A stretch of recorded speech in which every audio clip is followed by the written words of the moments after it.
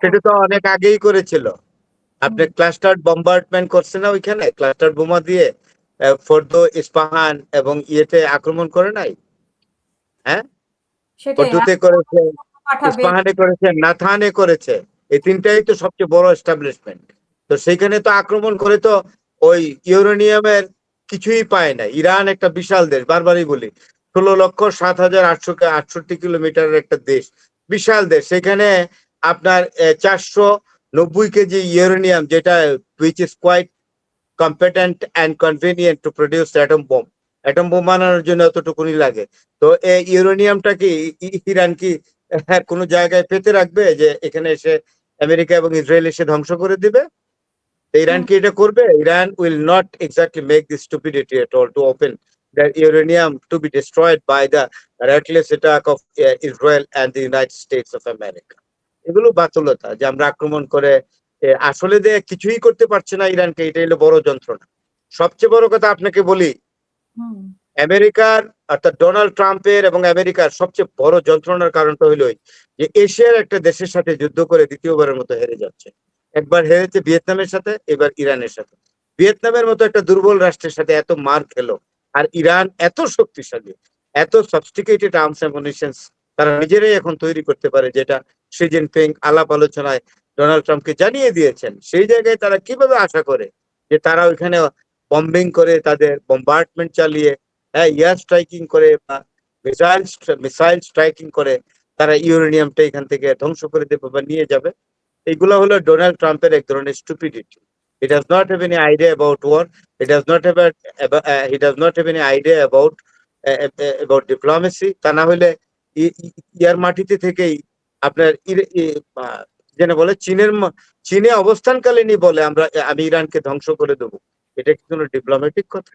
কোন সুস্থ মানুষ এই ধরনের কথা বলে? Donald Trump does not know how to maintain diplomatic norms, etiquette and manners.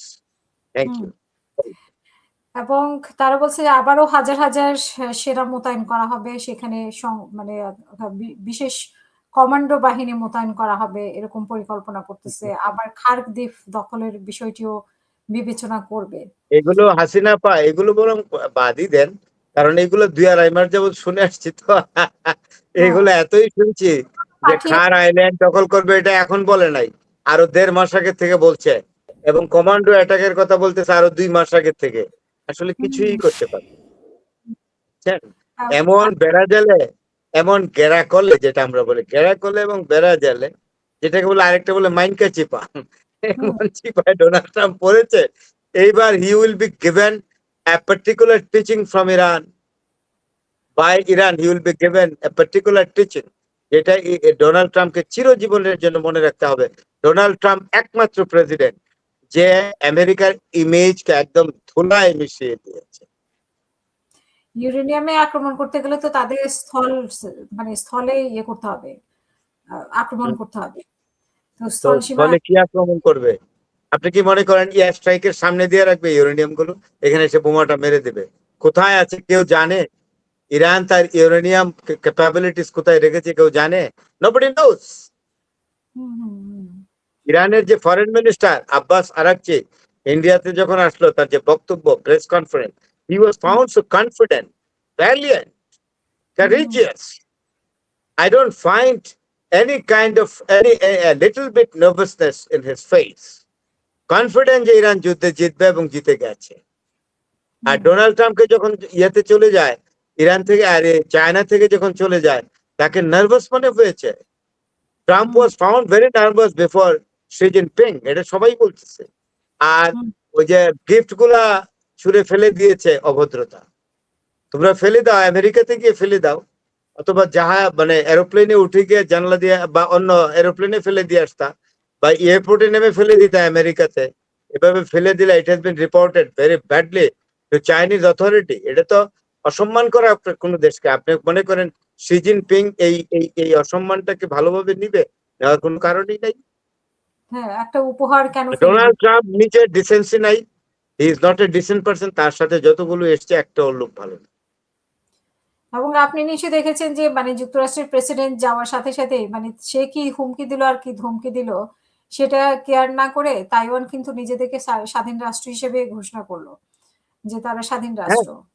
হ্যাঁ, না এখানে না, তাদের এখানে তো চীন এবং আমেরিকার মধ্যে তাইওয়ান নিয়ে বিরাট মতের পার্থক্য। আমেরিকা হুম, বলে তাইওয়ান স্বাধীন রাষ্ট্র, গিয়ে ওখানে বলে আসছে।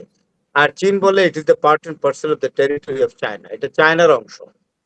এবং এই চায়নার। রেজলিউশনে আমি তো গতকালকে আপনাকে এটা বলেছি যে 1943 সালে যেখানে তিনজন বিশ্ব অধিপতি ছিলেন, মানে বিশ্বের নেতা, অবিসংবাদিত নেতা বলা যায়, ফ্রাঙ্কলিন ডি রোজভেল্ট আমেরিকার প্রেসিডেন্ট, এবং ইউকের প্রাইম মিনিস্টার, আপনি যে দেশে বসবাস করেন সেই দেশের প্রধানমন্ত্রী স্যার উইনস্টন চার্চিল, এবং ছিলেন চীনের শাসক, হ্যাঁ, জেনারেল শেমো চিয়াং কাই শেক। সেখানেই তো ঘোষণা করা হয়েছে যে 1943 সালে, তখন দ্বিতীয় বিশ্বযুদ্ধ চলছে, যে এটা হলো তাইওয়ান হলো চীনের অংশ।